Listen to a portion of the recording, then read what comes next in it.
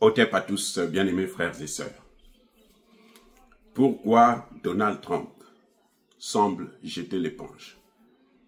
Fait comme si il abandonnait l'OTAN. Fait comme si lui n'est pas dans cette affaire en Ukraine. C'est comme si lui n'est pas à l'origine de l'escalade. Pourquoi? Pourquoi il le fait? Il ne sort pas. Vous avez vu la réunion du groupe de contact de l'OTAN. Les Américains n'ont pas envoyé leur ministre de la Défense. Le secrétaire d'État à la Défense n'est pas parti. D'habitude, soit c'est le secrétaire d'État à la Défense qui est là, soit c'est le président américain lui-même qui est là. Cette fois-ci, ils n'ont pas envoyé leur secrétaire d'État. Le ministre de la Défense n'est pas parti. Et le ministre de la Défense n'a même pas osé participer en vidéoconférence, sous prétexte qu'il était trop occupé. Vous savez qui a représenté l'Amérique? L'ambassadeur, le représentant des États-Unis à l'OTAN. Ça ne s'est jamais fait. C'est un signe pour montrer que non, écoutez, prenez les décisions là-bas sans moi parce que moi je suis. Qu'est-ce que vous croyez? Vous croyez que l'Amérique a abandonné l'OTAN? Non. Si l'Amérique avait abandonné l'OTAN, si les États-Unis avaient abandonné l'OTAN, vous savez ce que Donald Trump allait faire? Donald Trump allait parler, dire, condamner l'Ukraine ouvertement. Donald Trump n'a pas condamné l'Ukraine. Ça veut dire que probablement, l'Ukraine a bénéficié aussi des renseignements américains pour cette opération. Ça veut dire que l'Ukraine avait informé l'Amérique. L'Amérique savait que ça va arriver.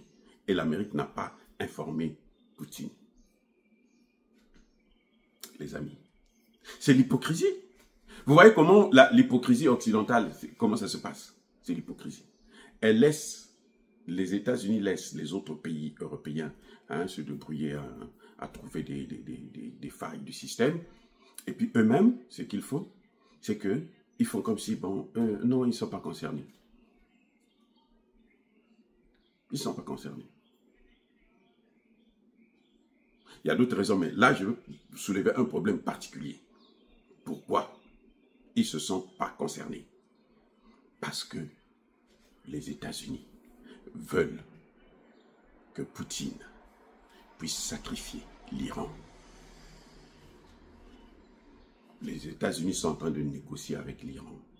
Quand vous avez entendu les États-Unis dire, Trump a dit qu'il a demandé, il a mis en garde Netanyahou pour une attaque contre les installations nucléaires de l'Iran. Netanyahou a dit c'est faux, on n'a pas parlé de ça. Il a menti. Vous voyez, quand un chef d'État ment comme ça, c'est qu'il est plus dangereux que Poutine. Parce que Poutine vous dit, moi je veux faire ça. Poutine a dit, je veux répondre. Ouais. Maintenant faites ce que vous voulez. Pensez comme vous voulez. Je vais répondre. Les États-Unis savent aussi une chose, que s'ils s'attaquent à l'Iran, ça va leur coûter cher. Parce que l'Iran est devenu une puissance sous-régionale. Et tous les pays de la sous-région, personne ne veut aider l'Amérique pour attaquer l'Iran, comme ils avaient fait avec l'Irak et la Libye. L'Irak et la Libye, là, vous savez, la Libye, pour détruire la Libye, qui avait fait, c'est le Qatar et l'Arabie Saoudite qui avaient financé cette opération. Et oui, parce que les Américains, tout ce qu'ils font, ce n'est pas eux qui payent, c'est les autres qui payent. C'est le Qatar et l'Arabie Saoudite qui avaient financé cette opération.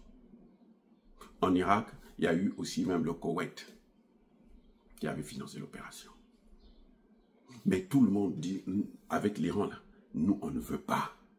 On ne veut pas. Parce que ce qui peut arriver après, là, ça ne va pas être terrible. Bon, l'Iran a rétabli ses relations avec l'Arabie Saoudite, qui était son adversaire numéro 1.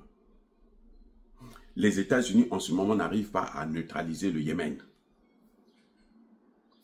Le Yémen n'est pas soutenu par Poutine. Et l'Iran a des relations, a signé des accords avec Poutine pour une assistance militaire. Les sanctions contre l'Iran ne marchent plus à cause de la Chine. La Chine, en ce moment, est en guerre contre les États-Unis, une guerre commerciale. Donc, Trump ne peut pas oser. Même Israël ne peut pas, sinon ils auraient déjà fait. L'Iran a fait des représailles à l'Israël depuis l'Iran. Elle a envoyé 2000 km. C'est arrivé là-bas. Donc, aujourd'hui, Trump, son problème, c'est comment faire pour avoir Poutine à mes côtés afin qu'on puisse attaquer l'Iran. Ce qui ne pourra pas marcher, malheureusement. Parce que Poutine a le contrôle de la situation en Ukraine. On vous a dit que c'était 41-42 bombardiers. Tous les Occidentaux étaient contents. Le vrai chiffre, il y en a à peine 8. Il n'y en a même pas 10, 8. C'est vrai, c'est beaucoup. Oui, c'est vrai, c'est beaucoup. Mais ce n'est pas 42, c'est 8. 8 sur plus de 50, c'est qu'il y a un problème. Et l'Iran, la Russie ne peut pas stocker tous ces bombardiers en un seul endroit. Franchement, la Russie, c'est 2 fois les États-Unis. C'est les États-Unis, l'Europe et puis la Chine. Donc, ils ont de l'espace pour placer leurs trucs. Bref, ils savent que si la Russie sait qu'elle maîtrise la situation en Ukraine, avec ou sans l'aide des États-Unis, la Russie va terminer avec l'Ukraine. Vous savez que même le pont de Crimée, là, 2 heures plus tard, c'était opérationnel. 2 heures plus tard, c'était encore opérationnel. Donc, on avait seulement titillé quelques piliers, c'est tout. Et la Russie a comme avantage, c'est que quand ça se passe comme ça, là, elle tire les leçons la prochaine fois, vous n'allez plus le faire.